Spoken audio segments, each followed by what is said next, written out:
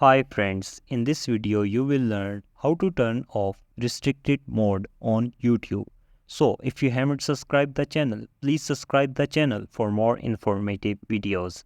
So let's begin the video.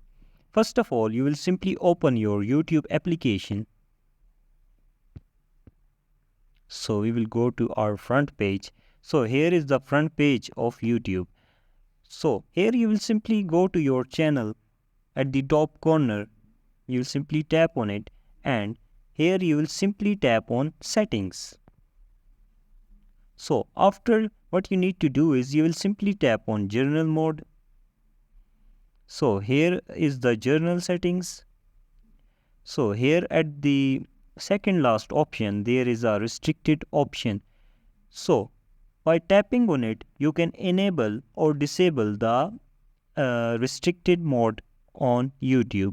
So what is restricted mode is for?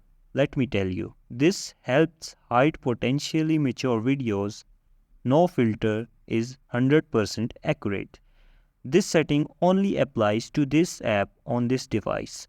So this is the main thing of restricted mode.